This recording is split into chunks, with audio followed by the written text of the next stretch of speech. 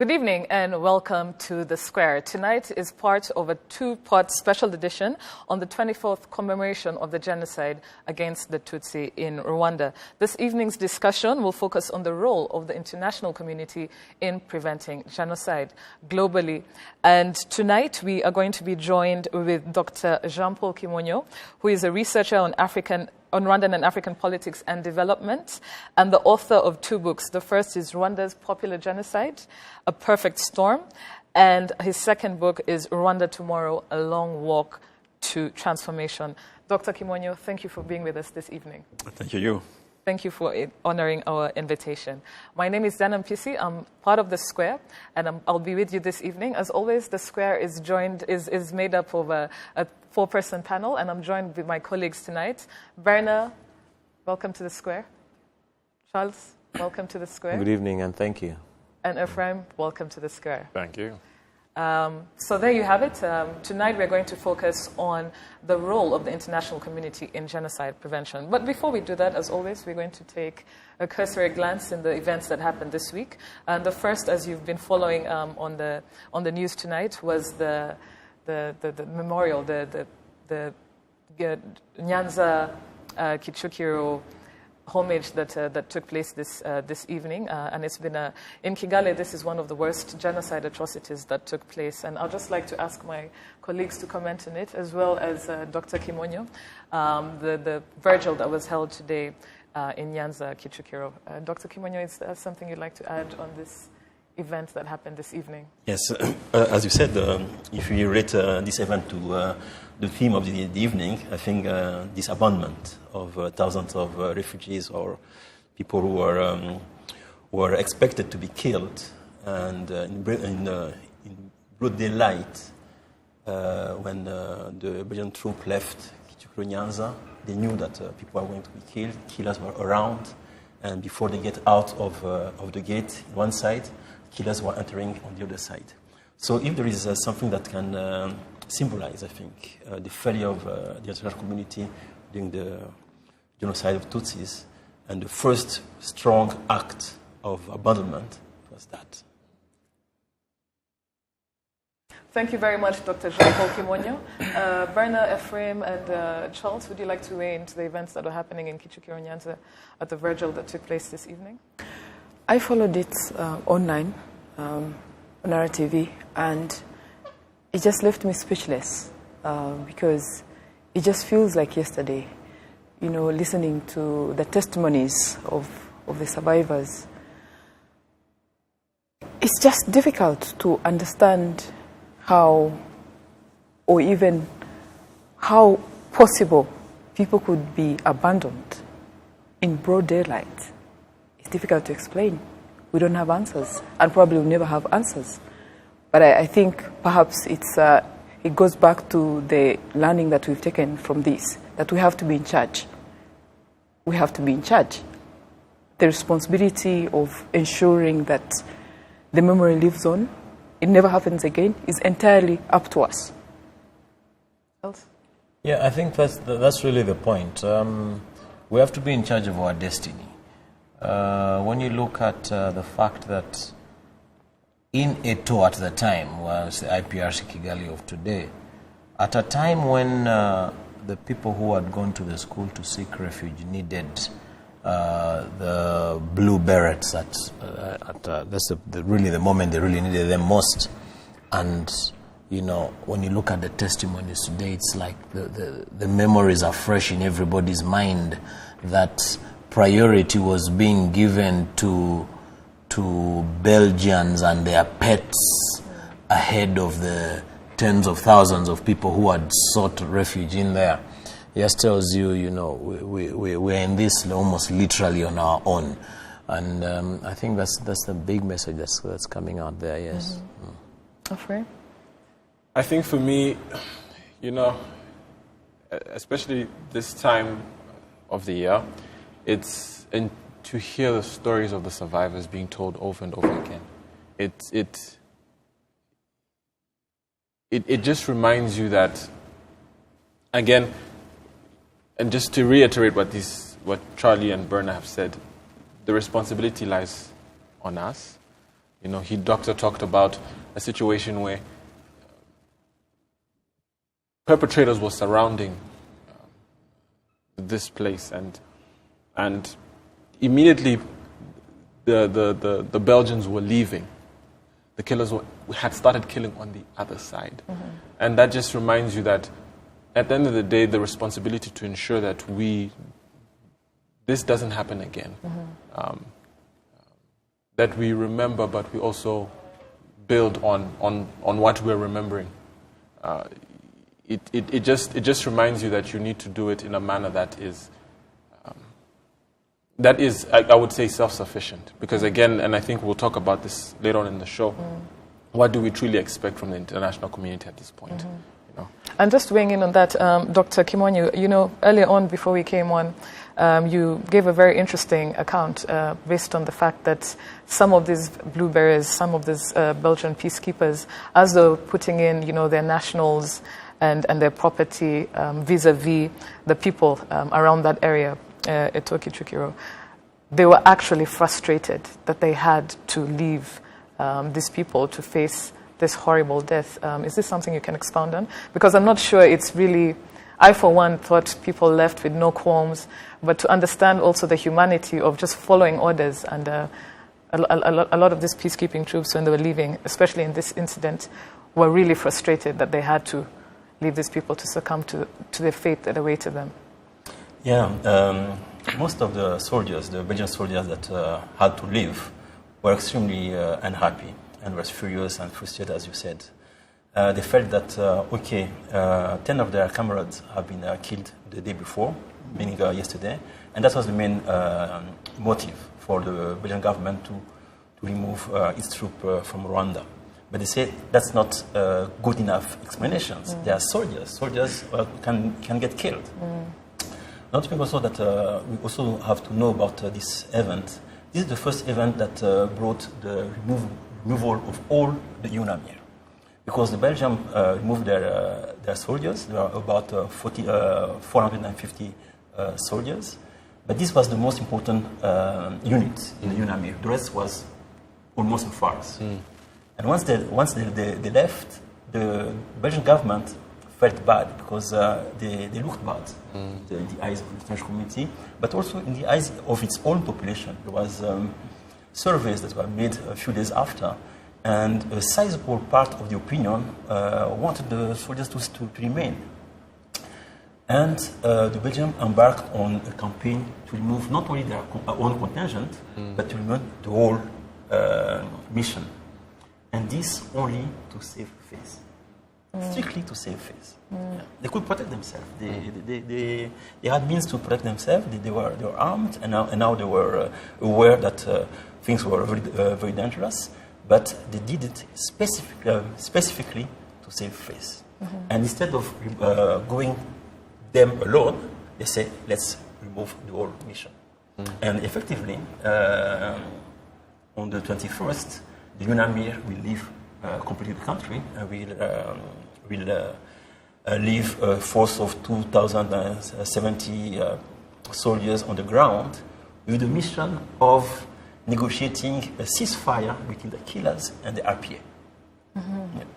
We're going to take a deep dive into that when we come back, but just to move the conversation a bit forward, still going to come back to the role of the international community in genocide prevention based on current genocidal situations that are happening globally and have been happening globally since the events of 1994 in Rwanda. So I'd like to just touch a bit on the recent decision of the United Nations General Assembly on January 26th of this year to unanimously adopt a decision to designate 7th of April as the International Day of Reflection on the 1994 genocide against the Tutsi in Rwanda. This is a decision, as you well know, and as many of our audience members know, it's a decision that corrects inaccuracies that existed in the previous resolution, which omitted to name the name Tutsi as the group exterminated, as the group targeted for extermination. So my question to you, Dr. Jean-Paul Kimonyo, and to the Square is, why did it take 14 years for this to happen? Why did it take 14 years for this recognition to happen from, again, we're talking about the international community, but in this case from the United Nations? Because many people or many countries were not at ease with recognizing what happened exactly in the country in 1994. Even the UN never issued a resolution recognizing as such the genocide against Tutsis. What they did, they acknowledged a report that was produced by a rapporteur spécial that was designated in August, and he issued his report on November. And in his report, he said that the massacre that occurred in Rwanda were genocide according to the law against genocide. And this is all in 1994. This is 94. This was October 94. And in November 94, the Security Council adopted a resolution recognizing the report of the rapporteur spécial, and then asking for the establishment of the ICTR. So between recognizing the report and establishing the ICTR, that's why recognition of the genocide in Rwanda was made. So it was made in oblique. It was not made clearly and in a straightforward manner. So it took a bit of time for people to even stomach what happened in Rwanda, especially stomach it in a precise manner in the way things happen here, for different reasons. Not only they didn't say genocide of Tutsis, but they say genocide of Tutsis and Hutu moderate. Genocide of Hutu moderate. Which genocide of Hutu moderate happened in Rwanda? Never. Yeah.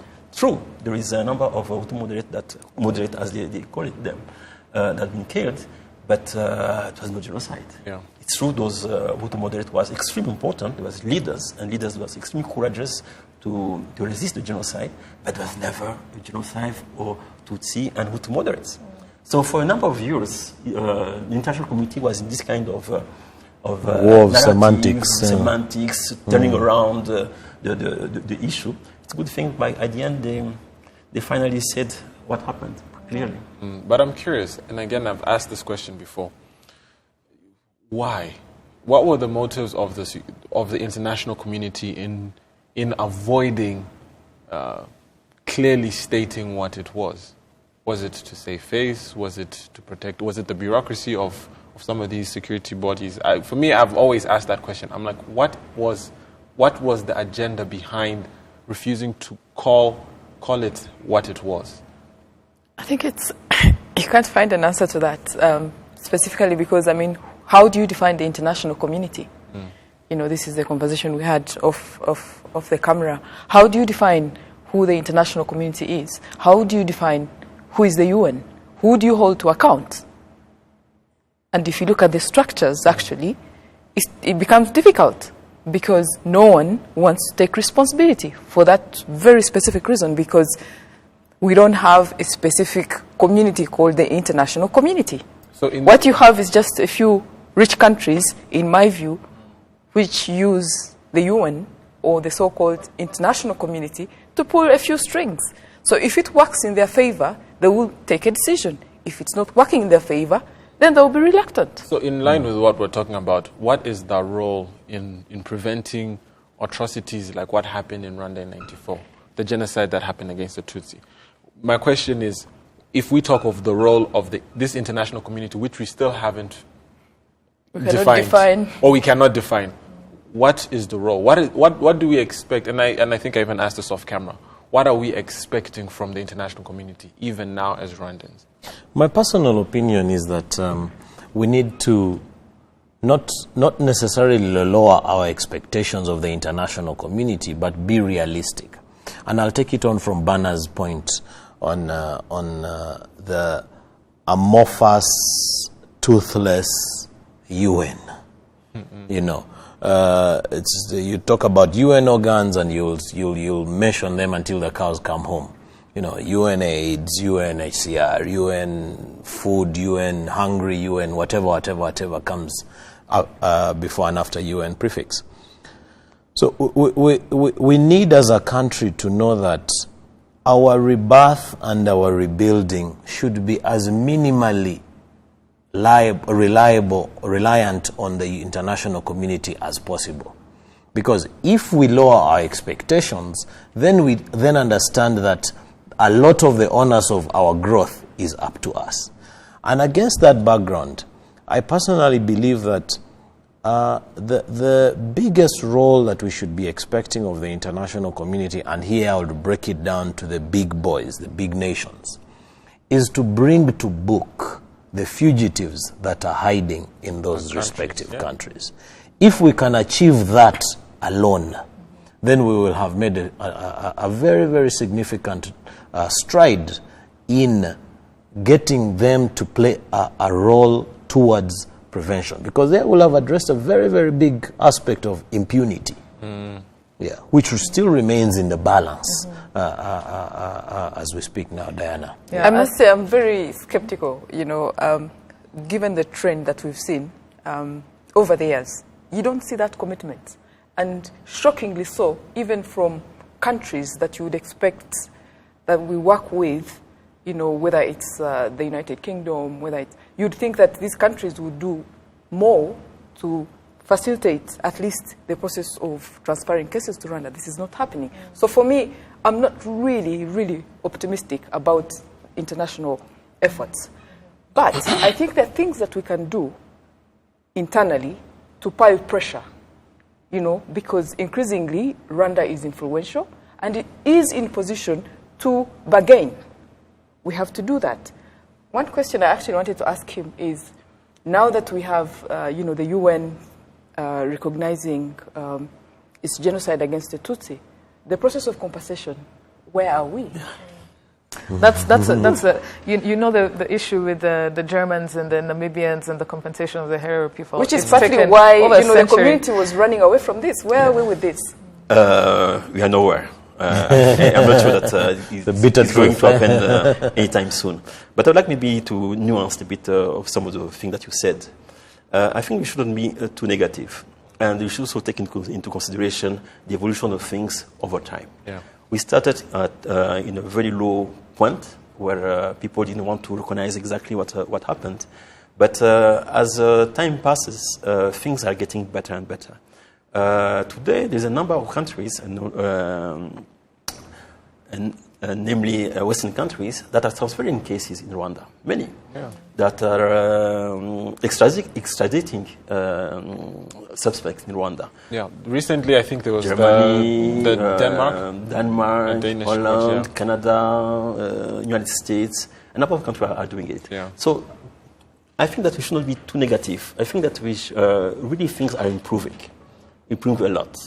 And if they are improving, because, as Abba just said, because of the situation internally.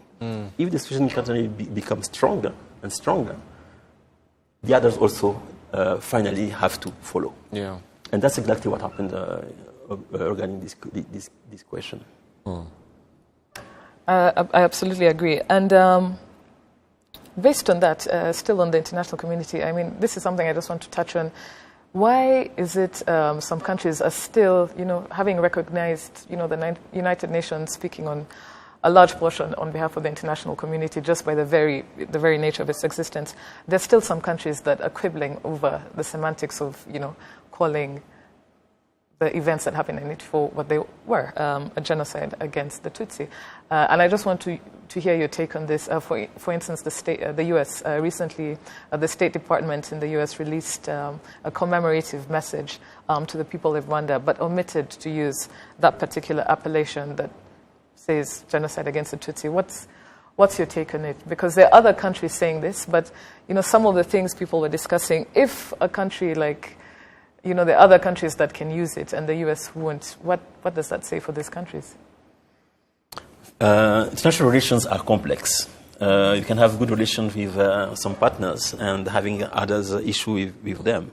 And I think this question between this statement of the United States reveals these complexities. And I think that the United States didn't change completely its stand since the first years about this issue.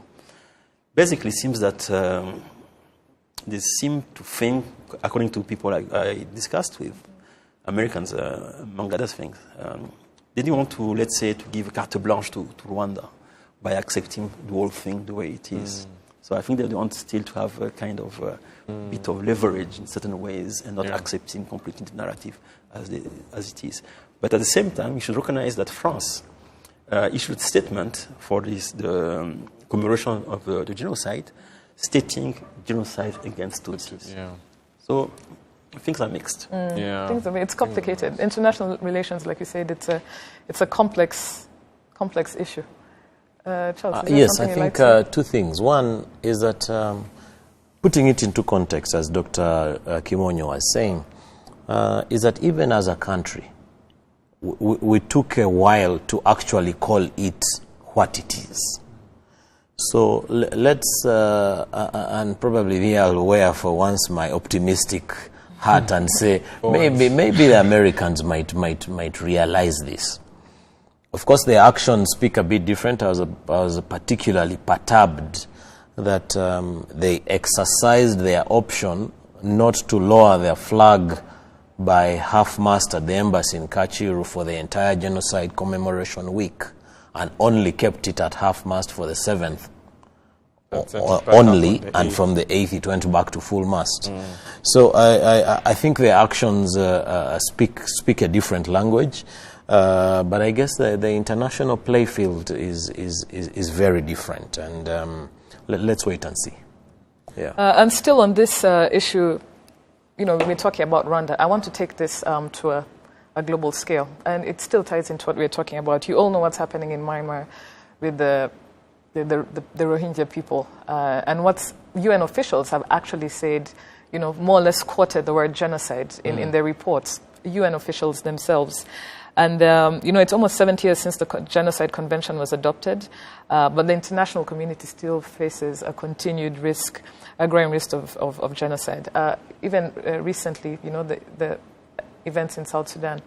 So my question to you is, we are talking about the international community in preventing genocide, but I want to touch on what do you think prevents them from actually collectively coming together? Countries collectively coming together and acting and condoning these acts. What actually, because we're talking about their role in preventing genocide, but I just want to take a step back, and if we can discuss what actually prevents them, what hinders the international community, and after the break we'll talk about the international community as it is. Is it a nebulous, what it is, what is it anyway? Define, we failed to define it, but what prevents the international community from coming together? I'd actually wanted to talk on that whole aspect of prevention, because, and recently, and I don't know if this is the accepted stages where people acknowledge that these are the 10 stages. But I know we have, in Rwanda, we have what we call the 10 stages of genocide. It's a global It's a global, yes. So those 10 stages, when you assess them, and I think I saw it somewhere where they said genocide has a genealogy. It's passed down from generation to generation to the point where it is. Actually, they say that the perpetration of it, when they now go out and start to kill people, is one of the latter stages. Yes. But most of the work towards the genocide happens way before. And talking on that whole aspect of prevention, I'll come back to what in my own understanding, what prevents the international community from condoning when it's at that stage, is that when everything else before, the international community has not taken the time, or at least in my own understanding, doesn't seem to care enough to put indicators to track those initial stages. I would say that probably the 8 stages before you reach that point of the actual atrocities being carried out. This is the dehumanization, the segregation and the separation, and saying that these people are sort of, and then they're not part of us, and even the ideology that is implanted in people's minds to allow them to get to that point where they feel like they can carry out the killings. The international community doesn't have, or at least in my own understanding, checks and balances to ensure that they can track, or at least spot such behavior in advance. And I know that this is something that always happens with bureaucratic organizations. You find that even when you talk to the police and you say that this is somebody who has the likelihood of committing a crime, they say we cannot arrest them on the basis of something they have not yet done. So you find that the international community doesn't have those checks and balances, and I feel that's what prevents them from preventing genocide. But when it comes to condoning, again, he talks about the complexities of international relations. You find that everybody has an interest to protect, and you find that sometimes when leaders sit in rooms, especially when it's not their people, they get very dissociated from the actual reality on the ground. So you find that as somebody will be like, as long as it's not in our best political interest, there's no reason for us to get involved. Just before we go to the break, Benna, before we just cut to break. to add to what he's saying, specifically on the issue of conflict of interest. I mean, how would you expect a country like France that was supporting a genocidal regime to come and do something about Rwanda? So, again, it points back to the complexity, But they're touching on something very important about genocide international actors. There's different kinds of genocide, but we can divide genocide into two groups. There is genocide, partial genocide, act genocide, and other genocide. And then there's another kind of genocide, which we call total genocide. Total genocide is genocide targeting the annihilation of the entire group, the targeted group. And there's very few of those genocides. There's Armenian, there's the Jews, and there's the Tutsis. But for this kind of genocide to take place, those who are planning this genocide absolutely need an ally. Yes. A strong ally. A very strong ally. Meaning that it is a necessary condition. They cannot do that if they don't have an ally in the international community, a strong one, because since the Society of Nations in the 20s and 30s, and then the UN, when people commit total genocide, people notice, and there's an outcry, and people might intervene. Not only intervening, but also when you commit total genocide, means that you want to change the nature of your polity. And they need also that polity to be recognized internationally or not to be sanctioned. So meaning that when you talk, for example, for France, I'm coming back to Rwanda. But I think it's a very important point. People talk about complicity of France having aided the government for training, arms, and other things. Maybe the most important element that is missing in this discussion is the fact that France was the guarantor of the genocidaire. And the genocidaire felt emboldened to commit genocide the way they did because they knew they had someone who is shielding them. Yes, they had a solid backup. Okay, we'll be back after the break. Please stay tuned as on this special edition of the 24th commemoration against the genocide against the Tutsi. We'll be back after the break. Stay tuned.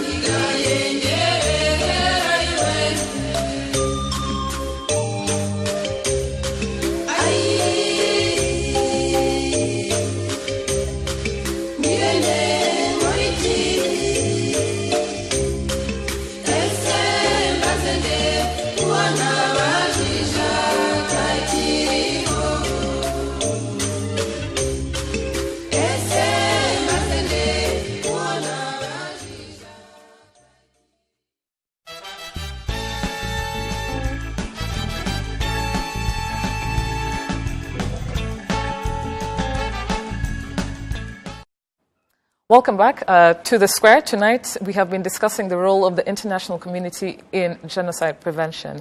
Tonight, we're also joined, other than the Square panelists, we're joined by our guest, Dr. Jean-Paul Kimonyo, who is a researcher, a civil servant, and an author of 2 published books on the events of 1994 and post-genocide Rwanda.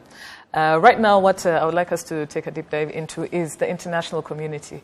Some of our people, our audiences on Twitter have been saying that it's a nebulous, sort of indefinable term that doesn't really connotate, a tangible aspect. So what's your take on it? If we're struggling to understand how the genocides globally can be prevented by the international community, what is the international community to start with? Dr. Kimonyo, would you like to start this? The international community sometimes is equated with UN, but even UN is very divided. And one of the reasons, when the question you ask why people don't prevent genocide or don't act on genocide, it's mostly because the international community and the UN in particular are divided. They have different interests, and those perpetrators of genocide are hiding behind their patron in the UN or even in the Security Council.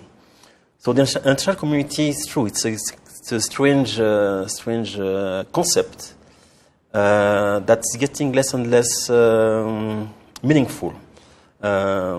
Before there was the Cold War. It was completely divided. At the time, we didn't even talk about international community as such. And then after the fall of the Berlin Wall, that's when the term started to get traction. But now again, with all the division, what we are seeing now, being in Myanmar, being in Syria, in different countries, with renewed tension between superpowers, I think the meaning of international community is put in question again. Yeah. No. And just to say what he said, recently, I don't know if you've been following the news, but the U.S. threatened a missile strike on Russia. I don't think that has happened where 2 superpowers of that nature have threatened to attack one another in that context because of what's happening in Syria.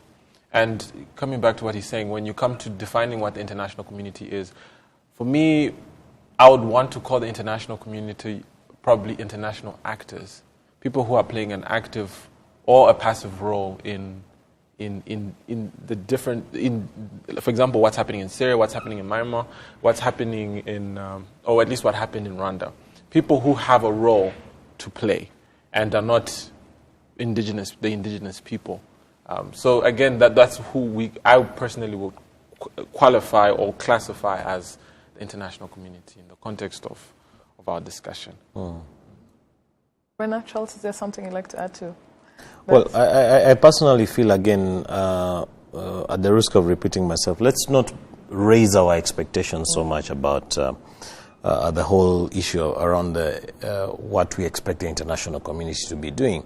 And I like what Dr. Kimonyo just said in regards to superpowers superseding the powers of what would have otherwise been the international community. If you're to look at the UN as a whole, and then you break it down to units, you'd actually realize that the units are more important than the UN as a whole. Yeah, so Russia or Great Britain or the US for that matter, their opinion on what happens in Myanmar will count much more than what the UN Secretary General, his remarks will be at the General Assembly. So I think that's one thing that needs to be put in very important context, especially when you look at roles of countries like France. By virtue of the fact that France played a pivot role in the planning, execution, and financing of the genocide against the Tutsi, you're most likely going to see a less significant role of the international community, because one of the big boys in that club was very was was an active player in the genocide against the Tutsi. So let's really lower our expectations from the international community. Yes. Maybe I can just answer. Sorry. Often the term international community is a code name for the West also. Absolutely. It has often been used as a code name for the West.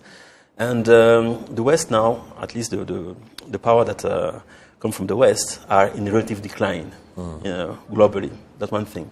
Second thing now, there's also the rise of regional powers, being China, being Brazil, being Turkey, South Africa, unfortunately, leave to expeditions. But meaning that the meaning of international community now has become much more complex as well. We still see the terms used in the New York Times or Western newspapers, but we know that they are talking about the West. The West. Absolutely. And more to that, I think the current global crisis in terms of leadership that we have even makes the situation more difficult. Most of these countries, the so-called superpowers, do not actually have the moral authority to initiate any concrete discussion around addressing global issues. So I think with what we're seeing, whether it's in the US, whether it's the UK, you see countries getting more nationalistic. So I think it would be appropriate not to have expectations around the international community taking an active role in addressing, quite pertinent issues. So is it safe to say that, it may sound radical, but is it safe to say that countries should just therefore take an approach whereby they should just put in place conditions and structures to prevent such atrocities happening? But you see, and take a step back. You're talking of the countries themselves where these atrocities will happen. I'm just saying countries in general all over the world. Like, you never know when the next genocidal situation is going to come through. So I want you to understand my question. Yeah. Based on what all four of you are saying, is it safe to say that we should maybe start looking inward? The world at large, countries at large. I would rather look at it differently. Inward. Sorry. But Charles, let me finish my question. I want to make sure you understand it. Is it safe to say that we should start looking inward and put in place institutions, conditions, frameworks to avoid such atrocities happening internally as a country? As a country. And stop the over-reliance. So now this is what you need to understand. Genocide, or at least the scale at which genocide happens, and if we're to use Rwanda as an example, the genocide that was perpetrated against the Tutsi in 1994, the reason why it reached the levels that it was able to reach was because it was a systematic and planned, and again, that's what a genocide is. Now, the only way it was going to be, it had reached that point was because there was political will pushing that agenda. Actually, political will was at the center of that agenda. So you find that the same governments that we are saying that we should, coming to your question, the same governments that we are saying should look inward to develop these institutions are the same governments that are actually carrying out this genocide. It's a catch-22 of sorts. Exactly. So at the end of the day, somebody externally has to hold these governments accountable to protect the interest of its people, or at least a group of people, and like you said, total genocide, where somebody's targeting one group over the next. And I say that I say that because if you asked me, how can we ensure that, or at least coming back to what we call a middle ground between what they have talked about and saying that, look, we have to be at least self-reliant in terms of ensuring that we are protecting ourselves from such atrocities. I say it comes down to quality of leadership. We need to ensure that the people who, at least the standard to which we hold or expect our leaders needs to be high enough to ensure that people are not going to take the shortcut and push ideology that pushes divisiveness so that they can at least maintain power or hold power or push an agenda of hatred through the office. And I say that because there is no other way. We have seen that the international community, as we called it, as we have defined it here, does not have the power and does not have the moral capital to hold these countries accountable. And we know that internally that these governments, once they're in power, it's very hard. If they at the core they are rotten, it's very hard to ensure that they set these institutions in place. The only way is to prevent it from the get-go, to ensure that the leaders who go into those positions are people who have the people's interests at heart. Dan, let me just... I generally concur with you that the bulk of the work has to be an inward approach from the respective governments. But I'm saying, I just want to add that is not enough. Strategic alliances are going to be very, very key moving forward and, addressing the problem as it is today. If you're going to look at Myanmar, who should the government or the affected people be looking at as their strategic partners to address their own problems? Today, Rwanda, if we're talking about preventing the genocide ideology, because today it extremely pains us when you go through the media, watch TV, read newspapers, and you see that there are still people who harbor ideas of actually completing the annihilation that Dr. Kimonyo was talking about. Yeah, who should be our strategic partners in ensuring that we wipe away that ideology in addition to ourselves? Who should be our strategic partners in ensuring that we bring these perpetrators to book? And that is where it matters so much. And I'm glad that Dr. Kimonyo reminded us that the international community is a code name for that club of the West.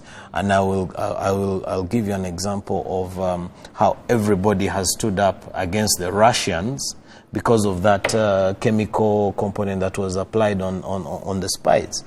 Whoever knew that Australia, apart from playing rugby and cricket, would be interested in sacking Russian diplomats? But all of a sudden the whole country, the whole world of whoever matters is interested in sacking Russian diplomats from their country. So these strategic alliances are what we need if we are going to drive a big agenda. Can I say why I'm also not? Unfortunately, I partly agree with you, but I'll disagree. Mainly because, the issue with allies is that allies are solely focused on their own agenda. In the case of strategic alliances, if people feel that, and again, you cannot, if somebody benefits from your downfall in some condition, let's say next week it's in his best interest to see your country crumble. Mm-hmm. He may be your strategic ally, and he may be smiling with you today, but he may be plotting for your downfall the next day. And that is, for me, I feel like the checks and balances that are needed to ensure that, because I feel like genocide starts with the ideology. It starts from the continuous training of the mind to that divisiveness to get people to a point where killing is okay. For me, we can't wait until we reach that point. I feel like we need to create checks and balances at the start, and that can only be done by the populace, or at least by citizens, and that can only be done strong leadership. Yes, and that comes through the kind of mirror image we have of our leaders. Because I say this, you cannot rely on anybody external. It needs to be inward looking. But to start with. Yeah, and it has to start with leadership. Brenna, do you want to weigh in on this? I think that as much as you will need as many allies, the key issue is to address and take ownership of your country. And this goes back to governance. We know that where Rwanda is today is because of, the leadership. How do you replicate that? That's not easy. The government has had to take very difficult decisions, at times stand alone. How many countries are actually willing to do that? So, for me, I think that the fundamental issue is having a national plan, which goes back to governance. Now, there are no easy answers to governance, especially in Africa. But I hope the good professor would probably have some answers, around good governance. What would it take, Yes, but good governance in relation to genocide, genocide occurs when good governance has collapsed. So the problem now is those civilian population, what do? They are not the ones who are managing the country, and often they are the victim of the situation of their country. But there is an actor that we should also highlight the importance and the potential, is regional actors. Regional actors, Africans, especially Africans of the same region, are much more motivated and effective when they decide to act. We had this example in West Africa. I think it was Liberia or Sierra Leone. I don't remember exactly. But ECOWAS intervened very strongly and stopped the killings. And ECOWAS has, as the lead, Nigeria. Really, they did a tremendous good work. But nobody talk about that. So I think that regional powers are maybe one of the response of this issue of mass killings and the international community being completely helpless. Regional powers can be an answer. Can be an answer. Yeah. Just closing remarks in general. Dr. Kimonyo, if you can give closing remarks as we come to the end of the show on this topic that we've been discussing this evening. Yes. Being Rwandan and being a study of history, there's one thing that people have forgotten. In 1959, in the revolution, the UN intervened in our problems. And the UN was the guarantor of a peace and reconciliation process in Rwanda. They did nothing. And because they did nothing, the country continued to go down in violence. And 40 years after that, again, the UN was the guarantor of the peace in Rwanda. So when I see that, I just concur with what you say. You have to take ownership of your own security as much as you can. And there's a cartoon somewhere recently showing that there is a population that's in danger, and they told them, the UN is going to intervene. They say, we are doomed. I think that sums it up. That sums it up. We definitely have to take ownership. Not only in Africa, but in areas across the world where there's a possibility of genocidal tendencies. So with probably that, coin a phrase around what UN is in full. United in nothing. That's too harsh. I think the UN has done ample work in different aspects, of course. So with that, we've come to the end of this show. Dr. Kimonyo, thank you for joining us. Ladies and gentlemen, thank you for tuning in. Tonight is the first part of a two-part special edition on conversations around the square that focus on debate and discussion commemorating the 24 years of the genocide that happened against the Tutsi in Rwanda. Next week, we will be discussing something that will, around this period, that we will also communicate on our different platforms. But tonight, we were discussing the role of the international community in genocide prevention. Please catch us on a repeat on RTV on Thursdays at 2:30, and we will also share this video for those who have missed it on our YouTube page. Thank you for joining us, and as always, see you next week.